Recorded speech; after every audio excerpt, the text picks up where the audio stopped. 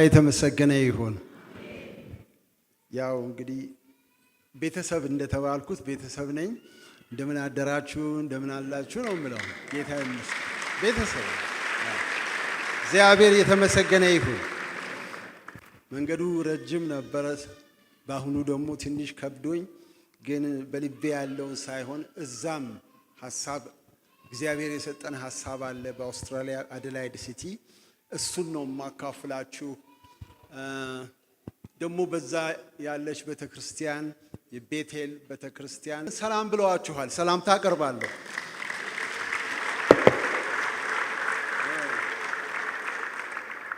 ሰላምታዬን አቅርብ ተብያለሁ፣ አቅርቤያለሁ። እግዚአብሔር ይመስገን። ክብር ለኢየሱስ ይሁን። ምህረቱ ነው። እኔ አሁን ቅድም ጠዋት ስጸልይ አስብ ነበር። የእግዚአብሔር ምህረት ነው እንደገና የሚያገናኘን። የእግዚአብሔር ምህረት ትልቅ ምስጢር ነው፣ የዳንበት ነው። ሁላችሁም እንደምታውቁት የእግዚአብሔር ምህረት በኤፌሶን ምዕራፍ 2 ላይ በብዙ ምህረቱ በታላቅ ፍቅሩ በእግዚአብሔር ጸጋ በእምነታችሁ ዳናችሁ ነው የሚለን። ስለዚህ ለመዳን ብቻ አይደለም፣ ምህረቱ የመሰብሰባችንም ምክንያት ነው። እግዚአብሔር ይመስገን። መጽሐፍ ቅዱሳችንን ዘጸአት ምዕራፍ 3 ጋር እናወጣና ሁላችንም እንነሳለን። ያው ለእግዚአብሔር ቃል ክብር።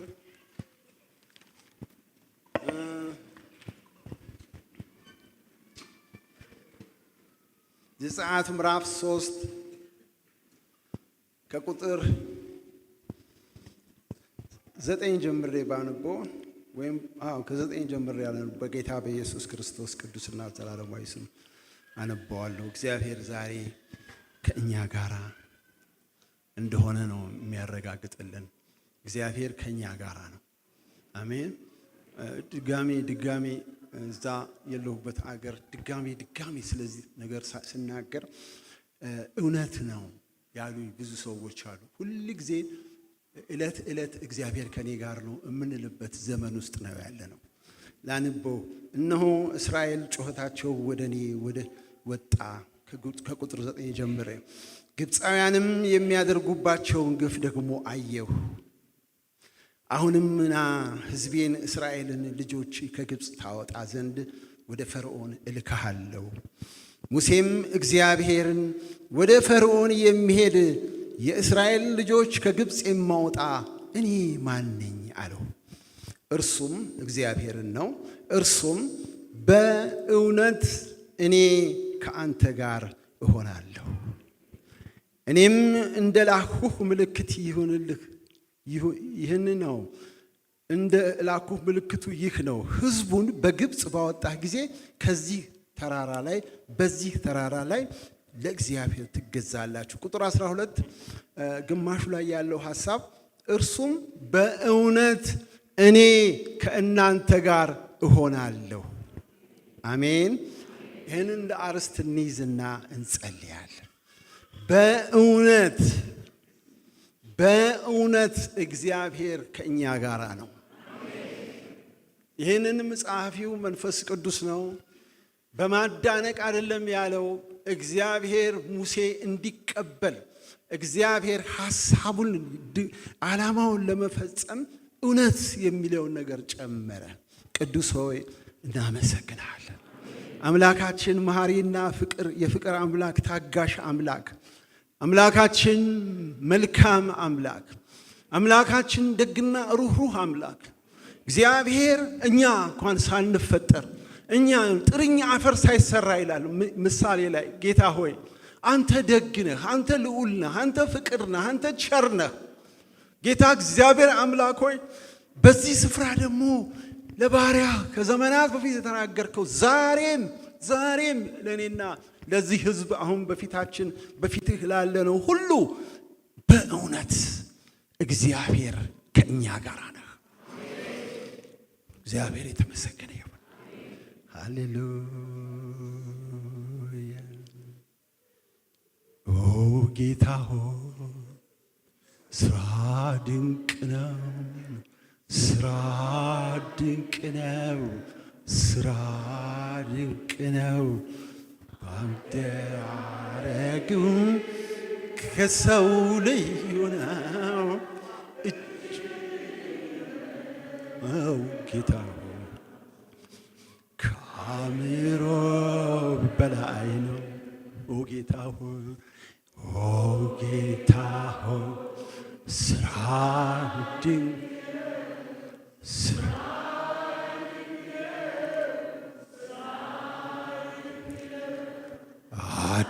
አደራረግ ከሰው ነው እጅግ ልዩ ነው ጌታ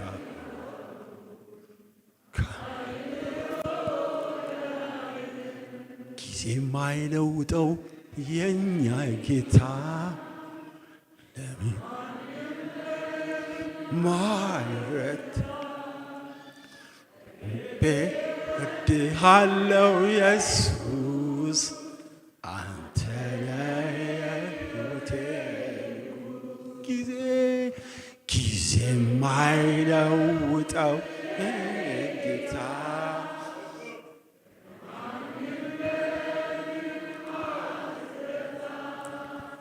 ከልቤ እወድሃለሁ ኢየሱስ አንተ ነህ ሃሌሉያ ሃሌሉያ ሃሌሉያ ሃሌሉያ ሃሌሉያ ሃሌሉያ ክብር እንስጠው እስቲ ለጌታ ሃሌሉያ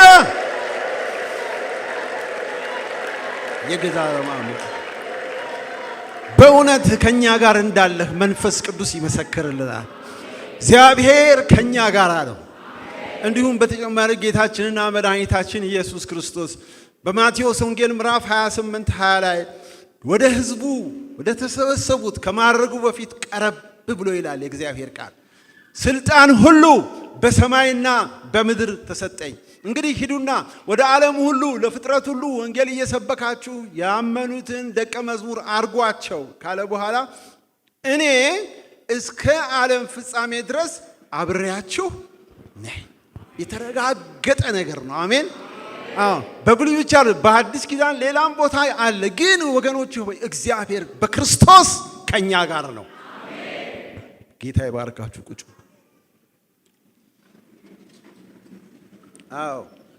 እና እግዚአብሔር አብሮነት ከህዝቡ ጋር እግዚአብሔር ዓላማ አለው ይህ ዓላማው ደግሞ ሰው ስለወደቀበት ነው ሰው በኃጢአት ወደቀበት ሰው በኃጢአት ደከመበት ሰው በኃጢአት በተለይ ይሄኛው ኃጢአት አዳም የወደቀበት ኃጢአት ያለመታዘዝ ኃጢአት ይባላል አሁንም በክርስቶስ ኢየሱስ ሆነን ባለመታዘዝ ኃጢአት ከተገኘን እግዚአብሔር ያዝናል በክርስቶስ ኢየሱስ ልጆቼ ሆይ ኃጢአት አትስሩ ብትሰሩ ግን በአብ ዘንድ ጠበቃ አላችሁ የሚል ቃል ቢኖረንም አሁንም ግን ያለመታዘዝ ኃጢአት ከባድ ነገር ነው በእግዚአብሔር ፊት ማለቴ ነው ስለዚህ እግዚአብሔር የወደቀውን ሰው በኃጢአቱ የወደቀውን ሰው ሊያድነው እዛው ገና በገነት እያለ ነው ከሱ ጋር መሆኑን በዘፍጥረት 3:15 ላይ በተለይ ሴቲቱ ላይ በመጣው የእርግማን ቃል አንቺም እንዲትሆኛለሽ ከሚለው ጋር ያንቺም ዘር የእርሱን ራስ ይቀጠቅጣል የሚለውን የተስፋ ቃል ይዞ እግዚአብሔር የሚሰራ አምላክ ነው አሜን ለዚህ ነው እኔ ብዙ ጊዜ ስጸልይ ስዘምርም ይሄን መዝሙር ዘምረዋለሁ ጌታ ሆይ ድንቅ ነው አሰራሩ አሜን እግዚአብሔር የተመሰገነ ይሁን ይህን የተስፋ ቃል አስጨብጧቸው እግዚአብሔር ያገኘው ሰው ይህንን የሱን ሐሳብ የሱን ዓላማ እግዚአብሔር የሚሰራውን ሥራ የሚያውቅ ዓላማ ያለው አምላክ እንደሆነ ወቁ አብርሃም ጋር ደረሰ ምክንያቱም ባለመታዘዝ በአዳምና ሔዋን የገባውን ኃጢአት አብርሃም እንደሚታዘዘው አውቆ ልቡን መርምሮ እንደመጣ አምናለሁ ምክንያቱም ለአብርሃም አልተሰበከም አብርሃም በነበረበት ዘመን የነበረው የጣዖት አምልኮ ነው ቤተሰቦቹ ነገር ግን ቃሉ በመጣለት ሰዓት ውጣ ባለው ሰዓት እግዚአብሔርን ታዞ ወጣ አሜን እግዚአብሔር ከሰው ጋር ለመሆን ሰው ይፈልጋል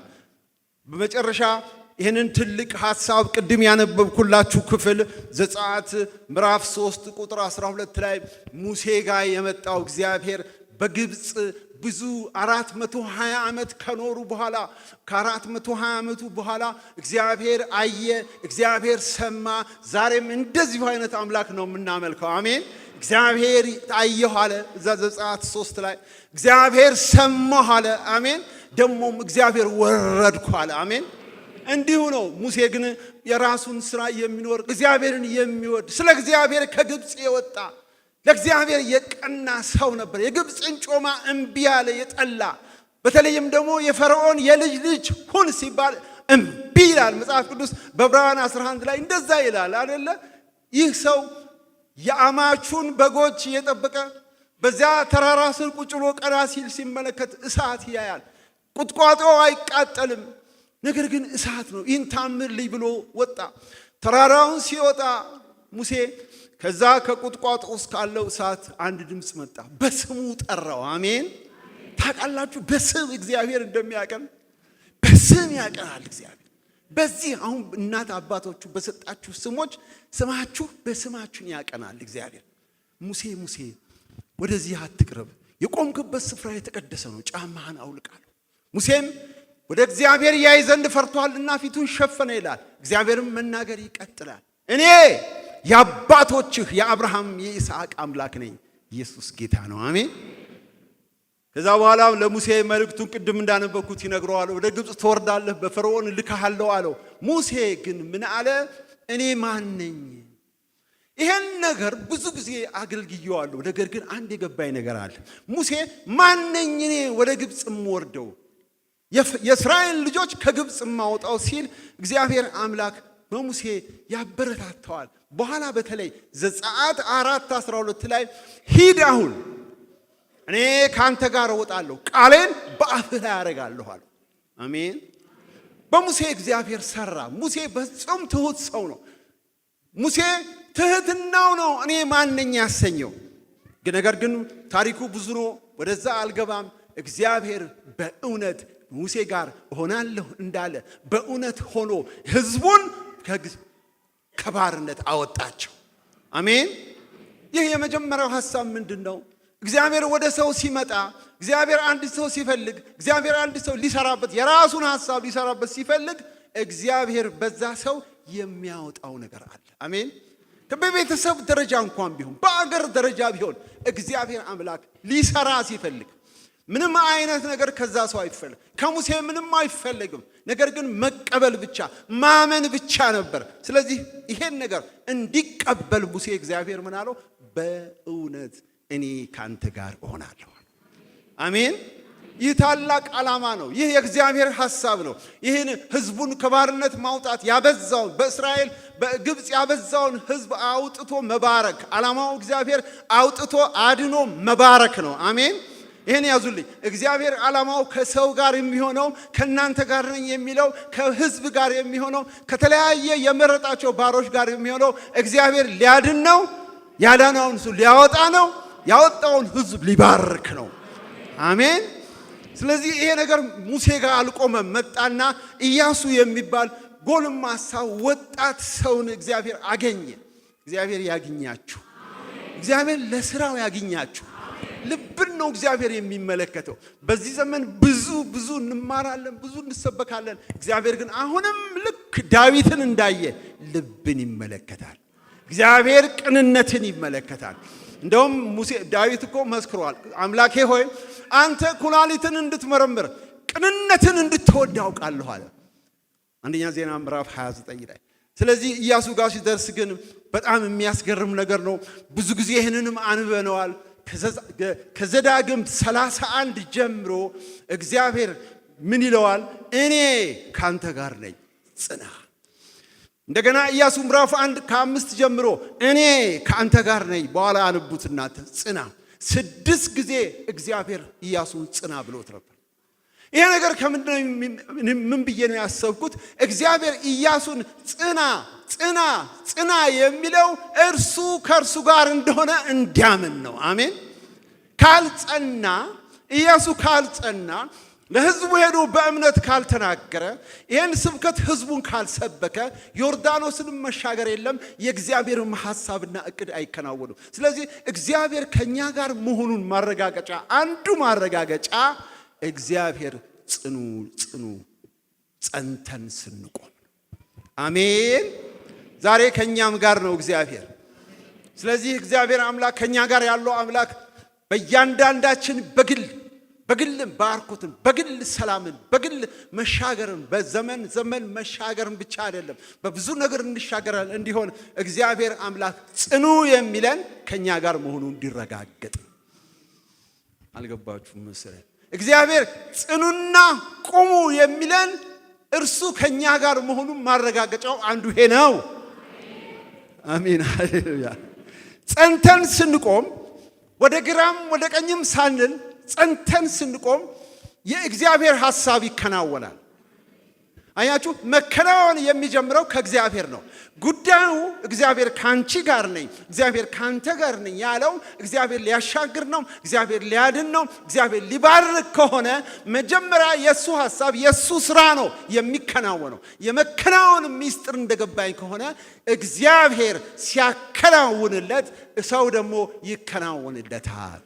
ለዚህ ነው ነህምያ እኛም ባሮቹ እግዚአብሔር ያከናውንልናል። እኛም ባሮቹ ተነስተን ምን እናደርጋለን?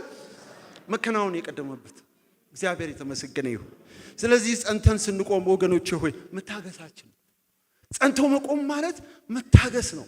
እግዚአብሔር በጊዜው የሚሰራ አምላክ ነው። እግዚአብሔር ያለ ጊዜው በእኛ ሰዓት፣ በእኛ ጸሎት፣ በእኛ ጉትጎታ አይሰራም። እግዚአብሔር የጸለየነውን ጸሎት ሁሉ አጠራቅሞ በራሱ ጊዜ የሚመጣ አምላክ ስለሆነ ጸንታችሁ ቁሙ። የምናየው ነገር የሚያስፈራ ሊሆን ይችላል። በዓለም ዙሪያ ሁሉ ያለው ነገር ግራ የሚያጋባ ነው። የዘመኑ ሁኔታ ተለውጧል። ችግሩ ብሷል። የትም አገር ችግር አለ። ነገር ግን አሁንም የሚለን እግዚአብሔር ከናንተ ጋር ያለው እግዚአብሔር አሁንም የሚላችሁ ጸንታችሁ ቁሙ ነው። አሜን። ጸንቶ እንዲቆም ነበር ኢያሱ። ካለበለዚያ ይሄን ሚሊዮን ሕዝብ ለማሻገር ሞራሉም አይኖረውም። እንደውም በኋላ አሳያችኋለሁ።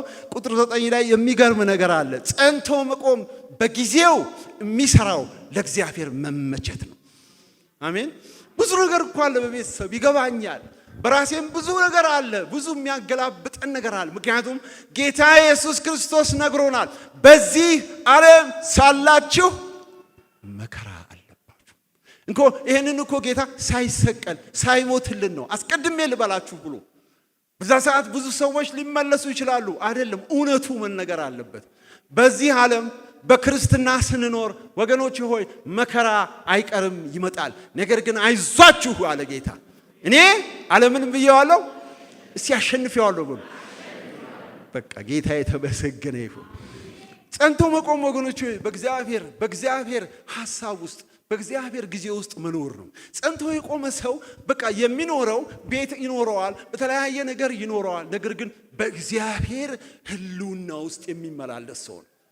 ለዚህ ደግሞ ጥሩ ማስረጃ የሚሆነኝ ሁሉ ጊዜ ተናግሬው እንደሆነ አላውቅም፣ ኢሳይያስ ነው። ኢሳይያስ ላይ ምን ይላል እግዚአብሔር ቃል? ኢሳይያስ 7:14 ላይ መሰለኝ ወይ 8:14 ላይ ከይሁዳ ቤት ፊቱን የመለሰው እግዚአብሔር ይጠብቀዋል ይላል። ሰዎች እኔ አሰብኩ እንደዚህ ሰዎች ኢሳይያስን አንተ እኮ ነህ ትንቢት የተናገርከው፣ አንተ ነህ እኮ ከይሁዳ ቤት እግዚአብሔር ፊቱን መልሷል ያልከው፣ እንዴት እሱን ጠብቀዋለህ ትላለህ ሲሉት እንደውም ጨመረላቸውና እንደውም በሱ ታመናለሁ አላቸው። አሜን። ፊቱን መልሷል። እግዚአብሔር የለም ብሎ ራሱ በድካም በስንፍና ሳይሆን በትንቢት መልክ የተናገረውን ያን እግዚአብሔር ጠብቀዋለሁ። ያ እግዚአብሔር ነው እውነተኛ አምላክ። ልክ እኮ እንደ ዳንኤል ጓደኞች ነው። የዳንኤል ጓደኞች ምን አሉ ለንጉሱ? ንጉሥ ሆይ ስለዚህ ነገር መልስ መስጠት አይገባንም፣ ነገር ግን ከሰዓቱም ካንተም እጅ እግዚአብሔር ሊያድነን ምን ይችላል? አሜን። ባያድነንም ተላቆምኮ ምስል አንሰግድም አሉ። ምገርም እምነት ነው። እግዚአብሔር የተመሰገነ ይሁን። ጸንቶ መቆም በእግዚአብሔር ሐሳብ ውስጥ ያቆያል። ጸንቶ መቆም እግዚአብሔር ከኛ ጋር እንደሆነ ያረጋግጣል። ምንም ነገር ይሁን በህይወታችሁ፣ በትምህርታችሁ፣ በኑሯችሁ፣ በትዳራችሁ ወገኖች ሆይ ጸንታችሁ ቁሙ፣ ታገሱ። እግዚአብሔር ደግሞ ይረዳችኋል። የእግዚአብሔር ቃል በአንደኛ ጢሞቴዎስ በአንደኛ ጴጥሮስ ምዕራፍ 5 ቁጥር 7 ላይ እንዲህ ይል የለ ከኃይለኛው ከእግዚአብሔር እጅ በታች ራሳችሁ ምን አድርጉ ነው የሚለው። እሱ በጊዜው ምን ያደርጋችኋል? እግዚአብሔር ይመስገን። ጊዜ ያለው እግዚአብሔር በጊዜው ከፍ የሚያደርገን። ብዙ ጊዜ ሰዎች እንደውም የጠየቁኝ ሰዎች አሉ። ስልጣን ይመስላቸዋል። ከፍ የምትለው በችግርህ ላይ፣ ከፍ የምትለው ባወከህ ነገር ላይ ነው። ድሮ ሰላም የለህ እንደሆነ አሁን ሰላም ይኖርሃል። ድሮ በቃ ግራ የምትጋባ ከሆነ አሁን ትረጋጋለህ። ከፍታችን በክርስቶስ ኢየሱስ። ሃሌሉያ አሜን።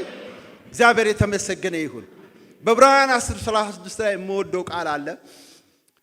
የተሰጣችሁን የተስፋ ቃል አያችሁ፣ የተሰጠንን ቅርብ ነው በጣም እንድትወርሱ የእግዚአብሔርን ፈቃድ እያደረጋችሁ ምን ማድረግ አለባችሁ ይላል?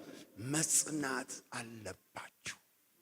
ወገኖች ሆይ ጽናት የሚባለው ነገር የእግዚአብሔር ፈቃድ ጋር አብሮ የሚሄድ የእግዚአብሔር ፈቃድ ደግሞ መጸለይን፣ ማምለክን፣ መለገስን እግዚአብሔር የሚፈልገውን ነገር ሁሉ በመታዘዝ የሚኖር ሰው ከመጽናት ጋር አብሮ መሄድ አለበት። ያንን የተስፋ ቃል እንድንወርስ ያ ክርስቶስ ኢየሱስ የገባልንን የዘላለም ሕይወት እንድንወርስ እንዲህ ሁሉ ጊዜ በፕሮግራም መሰባሰባችን ጥሩ ነው። ነገር ግን የእግዚአብሔር ነገር ከናንተ ጋር ያለው እግዚአብሔር ግን ከዚህ ያለፈ ነው። አሜን። ክርስቶስ ኢየሱስ በአይሁዶች ዘመን ጌታ ይገለጣል ብሎ የሚጠብቁት ጥቂት ሰዎች ነበሩ። ድንግል ትጸንሳለች ወንድ ልጅም ትወልዳለች ተብሎ የተነገረውን ትንቢት የሚይዙ የጠበቁ ጥቂት ነበር። ነገር ግን ክርስቶስ በዛን ጊዜ ሲገለጥ፣ ሲወለድ፣ ሲጸነስ ከመንፈስ ቅዱስ ሲጸነስ ግን ያመኑና የተቀበሉ እነኛ ሰዎች ግን ጌትነቱን አውቀው ተባረኩ፣ ለበረከት ሆኑ። አሜን። በዚህ ዘመን ክርስቶስን የምንጠብቀው እኛ ብቻ ነን። በቅድስና ሕይወት ቅድስናን እንዳጥሩ የእግዚአብሔርን ፈቃድ በማድረግ በትህትና በቅንነት ፍጹም ሁኔታው ውጪ በሆነ ከሚታየው ከሚሰማው ውጪ በሆነ ክርስቶስ ላይ ብቻ አይናችንን አድርገን አሜን። እግዚአብሔር ይረዳናል። ስለዚህ የእግዚአብሔርን ፈቃድ አድርጋችሁ የተሰጣችሁን የተስፋ ቃል እንድትወርሱ መልእክት ይሁንላችሁ። መጽናት አለባችሁ። የእግዚአብሔርን ፈቃድ እያደረግን ኢያሱ ጋር ሄዳለሁ። ኢያሱ የሚገርም ነው። 9 ላይ አንድ ነገር እግዚአብሔር ገለጠልን። ኢያሱ ምዕራፍ 1:9 ላይ እንዲህ አለው፣ በምትሄድበት መንገድ ሁሉ አምላክህ እግዚአብሔር ካንተ ጋር ነውና ጽና አለው። አሁንም እንደገና ይሄ ልጅ በጣም መበረታታት ያስፈልገዋል ማለት ነው። አይዞህ አለው። አሁን ደግሞ አትፍራ አለው። አትደንግጥ ብዬ አላዘዝኩህም ወይ? ከዚህ ቀደም ነው የተነገረ ነገር ነው ማለት። ከዚህ ቀደም በዘዳግም ላይ በሙሴ አማካኝነት ተናግሮታል። አትፍራ፣ አትደንግጥ፣ አይዞህ። ይሄ ቃል ለኛም ይሁንልን። አሜን። ይሄን መዝዣ ያወጣሁት የመጀመሪያውን የዲያብሎስ ልጅ ብየዋለሁ፣ ፍርሃትን ነው። ፍርሃት ወገኖች ሆይ ከብዙ ነገር ከእግዚአብሔር በተለይ በመሪ ጥቅሳችን በመሪ አርስቴ እንደሰጠሁት ፍርሃት ብዙ አይነት ነው። ሰው አይጥም ይፈራል እኮ አይደለ? የተለያየ ነገር ይፈራል። ግን ፍርሃት የኑሮ ፍርሃት፣ ነገ ምን ሆናለሁ፣ እንዴት ይሆናል ነገር የሚለው ፍርሃት እግዚአብሔር አብሮን ያለውን እግዚአብሔርን ያስረሳል። በእውነት ነው የምላችሁ። እግዚአብሔር አብሯቸው ያለው እግዚአብሔር የሚረዳቸውን እግዚአብሔር የሚያግዛቸውን እግዚአብሔር ቀይ ባህርን ከፍሎ ዮርዳኖስን ከፍሎ ያሻገራቸውን እግዚአብሔር እሱን ረሱት የእስራኤል ሕዝብ። ፍርሃት መጥፎ መንፈስ ነው። ፍርሃት መንፈስ ነው። ዛሬ በጌታ በኢየሱስ ስም ይወጋል። ራሱ ቃሉን ስንሰብከው ዛሬ ይወጋል። ምንም አይነት ፍርሃት ይሁን የበሽታ ፍርሃት ምንም አይነት ፍርሃት ነው። የተወለደው በዛ በገነት ነው። ያን ጊዜ ኃጢአት በኃጢአት ባለመታዘዝ ኃጢአት በሰሩ ጊዜ ወንዱና አዳምና ሔዋን ተፋፈሩ። እግዚአብሔር ሲመጣ ደግሞ ፈሩ። ምን የሚያስገርም ነገር ነው። ይሄ ፍርሃት ደግሞ ልጅ አለው። የልጁ ጥርጥር ይባላል። የጥርጥር ልጅ ደግሞ ማጉረምረም ይባላል። እግዚአብሔር ሶስቱንም ጠቅልሎ ይውጋቸው። አሜን። ይወጋ። ፍርሃት እምነትን የሚያጠፋ መጥፎ ነው። በእግዚአብሔር ላይ የነበረንን እምነት አብሮን ያለውን አምላክ የሚያስረሳ ነው። አያችሁ በማርቆስ 4 ላይ ደቀ መዛሙርቱ ወደ ማዶ እንሻገር ብሏቸው ጌታ አረፍ ስላለ በስጋው ሰው ነው አምላክም ነው። ስለዚህ አረፍ ባለ ሰዓት ውሃው እየተንቦጫረቀ ሲገባ እነኚህ ሰዎች ጀልባ ብርቃቸው አይደለም፣ አሳ አጥማጆች ናቸው፣ ውሃ ላይ ያደጉ ናቸው። ነገር ግን ምን አሉ? ፈሩና ተጠራጠሩና እነኚህ ሁለቱም በውስጣቸው ይታያሉ። ጌታ ሆይ ስንጠፋ አይገድህም ወይ ነው ያሉት። ነገሩ ጠበቅ ያለ ንግግር ነው። አይገድህም ወይ? ጠርተህን፣ ከኑሯችን ጠርተህን፣ ከቤታችን ከድራራችን ጠርተህን አሁን እንዲህ እንደው እንሻገር ብለህ ስንጠፋ ነገር ነው። ጌታ ግን አነቁት ቢለው ጥሩ ነው። ይንቃ እግዚአብሔር የሚያስነቃ ጭንቀት ጥሩ ነው አንዳንዴ። አሜን። ነገር ግን እንዲህ መሳል ጌታ ተነስቶ ያላቸው በጣም የሚገርም ነው። እናንተ አላቸው እምነታችሁ ወዴት አለ? ጠፍቶ ነበር። አብራቸው ያለውን ረስተውት ነበር። ፍርሃት እንዴት እንዲህ ፈራችሁ? እንዴት እንዲህ ፈራችሁ? እምነታችሁ ወዴት ነው ያለው? ጌታ ኢየሱስ ክርስቶስ ሙታንን ሲያስነሳ ያዩት፣ ያመኑት፣ የተከተሉትን እሱን ረሱት። ፍርሃት እምነታችንን የሚያጠፋ መንፈስ ነው። እግዚአብሔር ይውጋው። አሜን። አንደኛ ዮሐንስ 4:18 ላይ ግን ጌታ ኢየሱስ ክርስቶስ መጥቶ በጽድቅ እኛን አገልግሎ በምድር ላይ ያለውን ስራውን ጨርሶ ወደ አባቱ ፈቃድ ከተሰበሰበ በኋላ ግን ጌታ ኢየሱስ ለዮሐንስ ወንጌል ለዮሐንስ ሐዋርያው የላከው ዮሐንስ ወንጌል ምዕራፍ 1 ቁጥር 18 ላይ እንዲህ የሚል ቃል አለ። ፍጹም ፍቅር ፍርሃትን ምን ያደርገዋል? እስቲ ያጠፋዋል በሉ። የምታውቁት በሉት ድገሙና። ፍጹም ፍቅር ፍርሃትን ያጠፋዋል። ማጥፋት ታውቃላችሁ? ያጠፋዋል። በቃ ከውስጣችሁ የለም ማለት አትፈሩም ማለት ነው። አንድ ሰሞን እኔ በስደት በነበርኩ ጊዜ ስደት እኔ የፖለቲካዊ በቃ እንውጣ አሜሪካ ተብለን ድሮ ነው የወጣነው በልጅነት እና እዛ ሆነን ሁኔታው አልሳካ ሲል እዛው ቆየን። ወደ እግዚአብሔር በጣም ቀረብን። የተወሰነ 1-5 እንሆናለን። እዛው አገልጋዮች ሆነን እዛው ቤተክርስቲያን ከፈትን። እንደውም በተለያየ እምነት ያሉ ወንድሞችን የማዳን ሁሉ ጸጋ ሰጣን እግዚአብሔር እና የፍርሃት መንፈስ ከተወሰነው ላይ እግዚአብሔር አነሳልን። እኛ የተሰበክነው ከሞት በኋላ አዲስ ህይወት ነው ያለው። ከክርስቶስ ጋር አብሮ በክብር መክበር የሚባለው ነገር ውስጣችን ገባና ይሄ ሞት ደግሞ ናቅነውና የሞት ፍርሃት ከኛ ወጣ በኢየሱስ። አሁንም ከእያንዳንዳችሁ ምናልባት እግዚአብሔር ቢፈቅድ ዛሬ ያውጣላችሁ። ፍጹም ፍቅር ፍርሃትን ያወጣዋል። ፍጹም ከውስጣችሁ ጎትቶን የት ሄደ? አንተ ከየት አገኘው ይሄን ድፍረት ይላል። ፍጹም ፍቅር ለማ መጀመሪያ ለእግዚአብሔር ያላችሁ ፍቅር እውነተኛ እኮ ትልቁ ትእዛዝ እኮ ነው። አንተም አምላክህን እግዚአብሔርን በፍጹም ልብ፣ በፍጹም ነፍስ፣ በፍጹም ኃይል ውደድ አይደለም የሚለው። ከዛ ቀጥሎ ባልንጀራህ እንደራስህ። ለእግዚአብሔር ያለን ፍጹም ፍቅር ደግሞም ለሰው ሁሉ ያለን ፍጹም ፍቅር ፍርሃትን አውጥቶ ይጥለዋል። እግዚአብሔር እየተመሰገነ ይሁን። ለዚህ ጥሩ ምሳሌ የሚሆነን ዳዊት ነው። ዳዊት ወገኖቼ ሆይ እግዚአብሔርን የሚወድ ሰው ነው። በተፈጥሮ ዳዊት እኔ ደስ የሚለኝ ብዙ ጊዜ እናገረዋለሁ። ዳዊት እግዚአብሔርን የሚወድ ሰው ነው። እንደውም አንድ ዝማሬ አለ አይደለም የምንዘምረው መዝሙር 18 ላይ ይመስለኛል። አቤቱ ጉልበቴ ሆይ እወድሃለሁ፣ አቤቱ ጉልበቴ ሆይ እወድሃለሁ አይደለም? ያ አቤቱ ጉልበቴ ሆይ እወድሃለሁ የሚለው ዳዊት በአንድ ወቅት ምግብ ለማድረስ ተልኮ ጎልያድ ከሚባል ፍጹም ጦረኛ ከሆነ ከንጉሱ ላይ ደግሞ መንፈስ ቅዱስ ተነስቶ በድንኳን ውስጥ ሆኖ ሲያዝን ዳዊት በቅንዓት ተሞልቶ ይሄ ያልተገረዘ ፍልስጤማዊ የእግዚአብሔርን ሕዝብ እንዲያይናገር ሲል ተሰምቶ ወሬው ንጉሱ ጋር ደረሰ።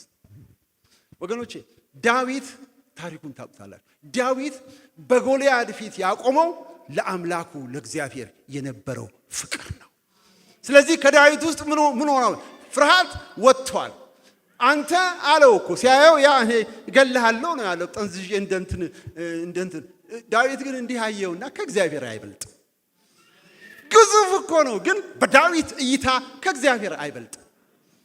ስለዚህ ምን አለው? አንተ ሰይፍና ጦር ጭሬ ይዘህብኝ መጥተሃል፣ እኔ ግን አንተ በተገዳደርከው በሰራዊት ጌታ በእግዚአብሔር ስም መጣብሃለሁ ሲል ያኔ ከጠጠሩ በፊት ወደቀ። ፍጹም ፍቅር ፍርሃትን አውጥቶ ይጥለዋል። እግዚአብሔር የተመሰገነ ይሁን። እግዚአብሔር ረድኤቴ ነው አልፈራም። ከዛ በኋላ ሲዘምር መዝሙር 118 ላይ እግዚአብሔር ረዳቴ ነው አልፈራም፣ ሰው ምን ያደርገኛል? ሰው ምን ያደርገኛል ብሎ ዘመረ። ፍርሃት ወገኖቼ ሆይ በክፉ መንፈስ እንደሆነ በመጽሐፍ ቅዱስ ላይ በሁለተኛ ጢሞቴዎስ ምዕራፍ 1 ቁጥር 7 ላይ ተጽፏል። እንዲህ ነው የሚለው አይደለም? እግዚአብሔር የፍቅር የኃይል ራስን የመግዛት መንፈስ እንጂ የፍርሃት መንፈስ አልተሰጠንም። ስለዚህ እግዚአብሔር የገለጠውን ነው የምናገረው። ፍርሃት መንፈስ ነው፣ እግዚአብሔር ደግሞ ይመታዋል። እግዚአብሔር ደግሞ ከዚህ ቤተክርስቲያን ላይ ያነሳዋል። ዛሬም ከምትሰሙኝ ወንድሞቼና እህቶቼ ላይ በተለያየ ፍርሃት ውስጥ ካላችሁ እግዚአብሔር ያን ፍርሃት ዛሬ ያነሳዋል። አሜን። እግዚአብሔር የተመሰገነ ይሁን። ምክንያቱም እኛ በእግዚአብሔር ቃል ላይ ነው የምንታመነው። በእግዚአብሔር ቃል ነው እሱ የሚፈራው። ሰይጣን የሚፈራው ቃሉን ነው። ሰይጣን የሚፈራው የጸሎት ብቻውን ቢሆን ጥሩ አይደለም። ከቃሉ ጋር ከሆነ ግን ኃይል አለው። ምክንያቱም የእግዚአብሔር ቃል ፍጹም ሰይፍ ነው ይላል። አሜን። የእግዚአብሔር ቃል ደግሞ እሳት ነው ይላል። ልክ እንደ መዶሻ ድንጋዩን እንደሚፈረካክሰው። ስለዚህ ቃሉን ነው የሚፈራው እግዚአብሔር። ለዚህ ነው ደግሞ አባቶችን በአዲስ ኪዳንም በብሉይ ኪዳንም አትፍሩ የሚለው ፍርሃትን ሲመታው ነው። አትፍሩ ይላል እግዚአብሔር። ብዙዎቻችሁ ታውቁ ይሆናል። ስንት ጊዜ ተጽፏል መጽሐፍ ቅዱስ ላይ አትፍሩ የሚል 365 ብናውቃለን። ድሮ ነው የምናውቀው። እንዲህ ነው ታዲያ 365 አንድ አትፍራ ለቀኑ አለህ ማለት ነው። አሜን። አንድ ምርኩዝ አለህ ማለት ነው። በቃ እግዚአብሔር ይመስገን። ክብር ለኢየሱስ ይሁን። ለእኛ ግን እግዚአብሔር በቃሉ እንድንታመን ነው። ዝም ብለን ስለሱ ብቻ አንናገርም። ዝም ብለን አትፍሩና ፍሩ ምናምን ብቻ አንልም። የእግዚአብሔር ቃል ግን ለእያንዳንዳችን የሰጠን ቅዱስ የሆነ ቃል እንዲህ ይላል። አንደኛ ዮሐንስ 4:4 ላይ ልጆች ሆይ አባቶችን ብንሆን እንደኔም ጨና ያላችሁ ሰዎች ብትሆኑ እግዚአብሔር ልጆች ነው የሚለን። ልጆች ሆይ አሁን እናንተ የእግዚአብሔር ናችሁ፣ አሸንፋችኋል ካለ በኋላ በዓለም ካለው ይልቅ በእናንተ ያለው ትልቅ ነው። እስቲ አብረን እንበለው። በዓለም ካለው ይልቅ በእኔ ያለው በሉ ትልቅ ነው። ኢየሱስ ክብር ስጡት ለጌታ ነው።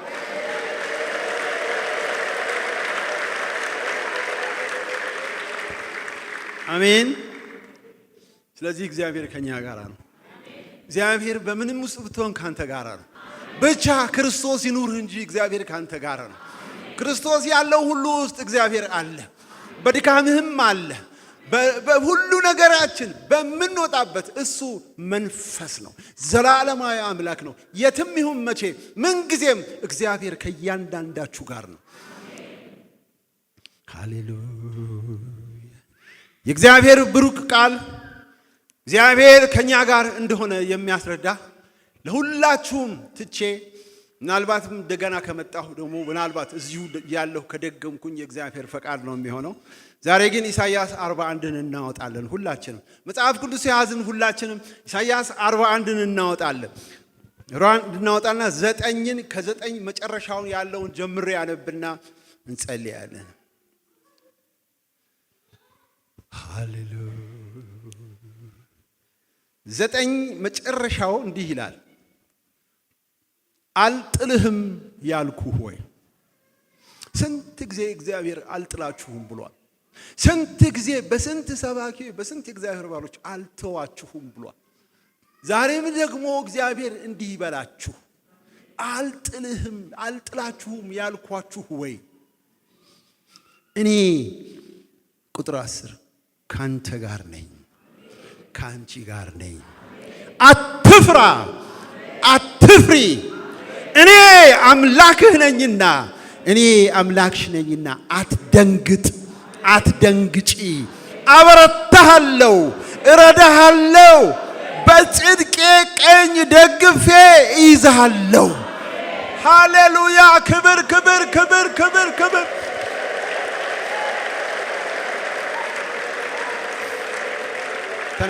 ተነስተን እንነሳና አብረን እናነባዋለን እንደገና። ውስጤ በጣም አለ ይሄ ቃል።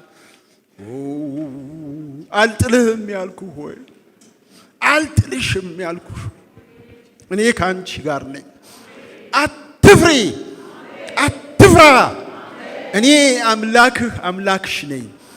አትደንግጪ፣ አትደንግጥ፣ አበረታሃለሁ፣ እረዳሃለሁ፣ በጽድቄ ቀኝ ደግፌ ይዛል።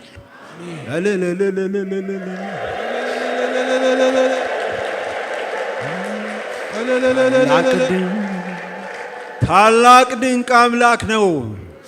ታላቅ ድንቅ አምላክ ከኛ ጋር ያለው የኤርትራን ባህር የከፈለ በእሳት መካከል የሚራመደ እግዚአብሔር ከኔ ጋር ነው። ታላቅ ድንቅ አምላክ ታላቅ ድንቅ አምላክ ከኛ ጋር ያለ የኤርትራን የከፈለ በእሳት መካከል